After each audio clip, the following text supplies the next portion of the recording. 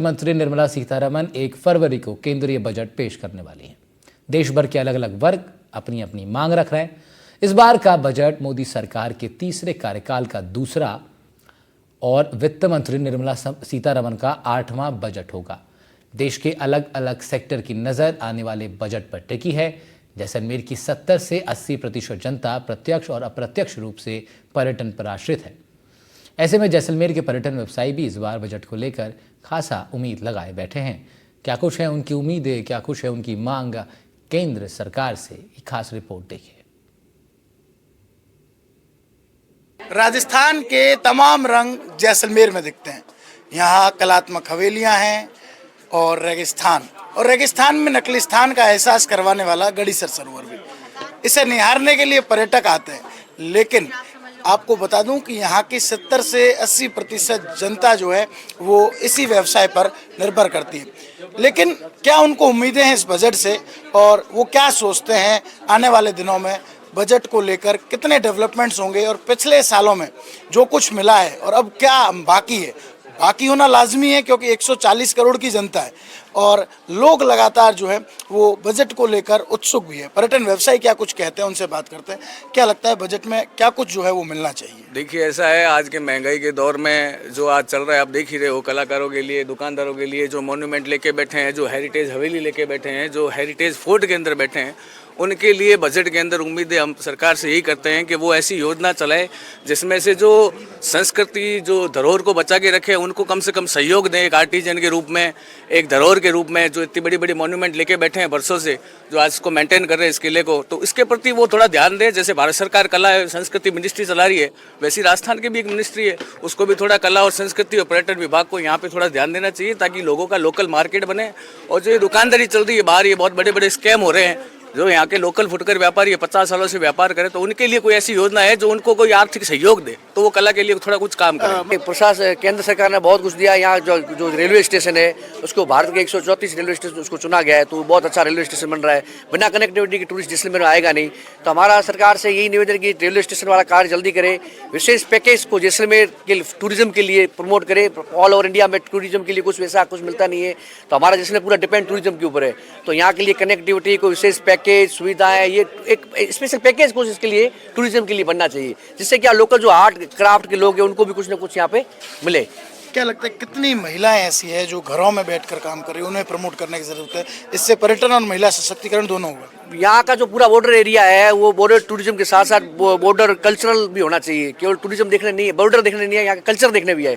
तो कल्चर देखने के हिसाब से यहाँ के लोगों की जो महिला हस्तशिल्प कार्यक्रम कर रही है उनका है, वुडन का काम हो रहा है, ये सब के लिए कुछ विशेष पैकेज अगर सरकार देगी तो यहाँ का टूरिज्म कुछ साल के लिए काफी बढ़ जाएगा। आप लंबे वक्त से टूरिज्म देख रहे हैं, क्या पर्यटन व्यवसाय सोचते हैं इस बजट को लेकर?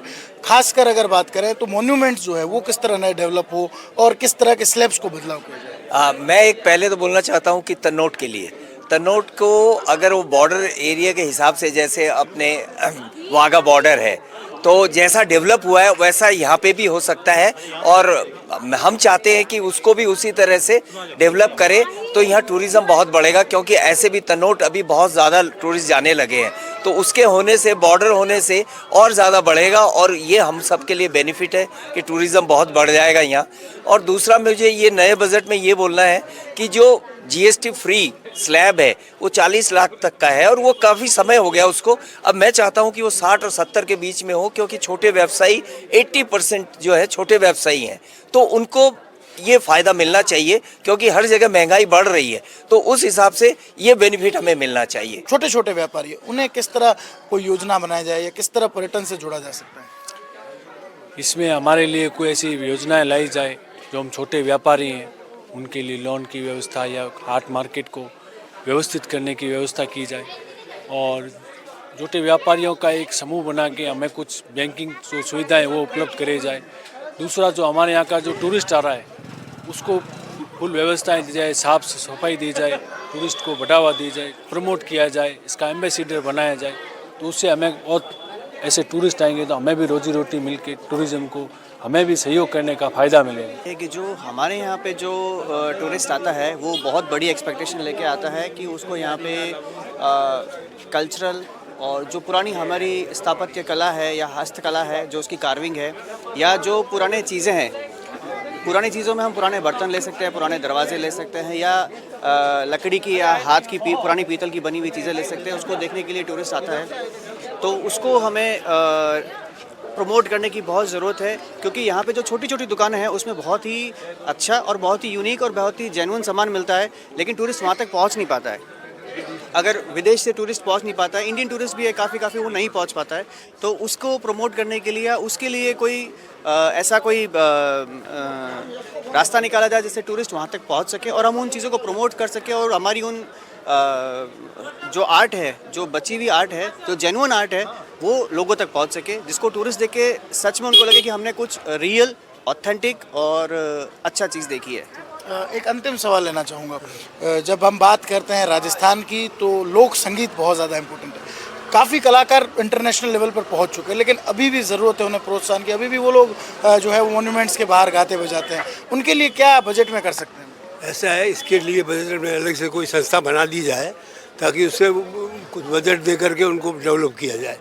आज की तारीख में अभी देखने को मिल रहा है, छोटे छोटे बच्चे अच्छे से तैयार हो रहे हैं। शाम के टाइम में गढ़ीसर तालाब के ऊपर छोटे छोटे बच्चे ट्रेनिंग कर रहे हैं, और वहाँ ट्रेनिंग करके उसका नतीजा ये हो रहा है कि बच्चे अच्छे तैयार हो रहे हैं। उनको आगे डेवलप करने के लिए उनके पास में कोई ग्राउंड नहीं है। गवर्नमेंट को चाहिए इसके लिए इस बजट में ऐसा बजट रखे कि जिसमें उनके लिए कोई विशेष ग्राउंड हो, उनके लिए कोई ट्रेनिंग सेंटर बने उनका, ताकि बच्चों को और डेवलप कर सके। आने वाली पीढ़ी है इसको डेवलप करेगी, तो आने वाली पीढ़ियों में ये सब जिंदा रहेगा। अन्यथा ये हमारा लोकल आर्ट जो है, ये संगीत जो है, ये सारा ख़त्म हो जाएगा। आज वर्ल्ड लेवल पर अपना नाम रोशन है जैसलमेर का। कई ऐसे ये संगीतकार हैं कि जिन्होंने वर्ल्ड लेवल पे अपना नाम रोशन किया है, और उसके साथ साथ जैसलमेर का भी नाम रोशन है। उस नाम को सुनकर के फॉरेन टूरिस्ट जो है वो ज़्यादा आकर्षित होते हैं।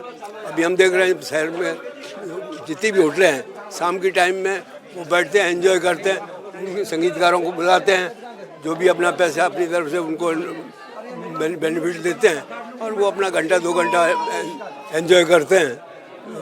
तो इसको डेवलप करने के लिए एक संस्था बना दी जाए और ऐसा एक ग्रुप बनाया जाए। देखिए, लोक कला और संगीत को प्रमोट करना बहुत ज़्यादा ज़रूरी है। कलाकार जो है वो अपनी रोजी रोटी का एकमात्र साधन है। हालांकि काफ़ी बड़े लेवल पर जो है वो यहाँ पर जो इंटरनेशनल लेवल पर कई लोक कलाकार पहुँचे हैं, कई लोक संगीतकार पहुँचे हैं, और जैसलमेर की धरा से जो है वो सोने की तरह चमकने वाले इस संगीत को विश्व भर में एक पहचान मिली। और जैसलमेर में लगातार जो है वो समर टूरिज़्म, नाइट टूरिज़्म, लोक कलाकार और यहाँ के मॉन्यूमेंट्स को बढ़ाने के लिए बजट में लोगों को काफ़ी ज़्यादा उम्मीद है।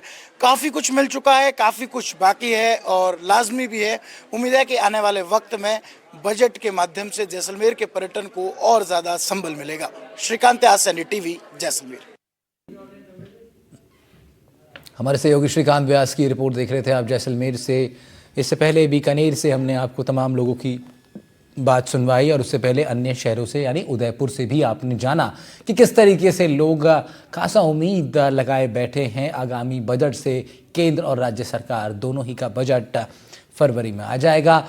1 फरवरी को मोदी सरकार का तीसरा ये कार्यकाल अपना पहला पूर्ण बजट पेश करेगा। इससे पहले आधा बजट आया था, अंतरिम बजट जिसको कहते हैं, और अब पूर्ण बजट तीसरे कार्यकाल का मोदी सरकार का आएगा। वहीं भजन लाल सरकार भी अब बजट अपना पेश करेगी फरवरी के दूसरे हफ्ते में। देखते हैं क्या कुछ निकल के आता है। खास आम जनता के लिए नज़र लगातार हम बनाए रखेंगे।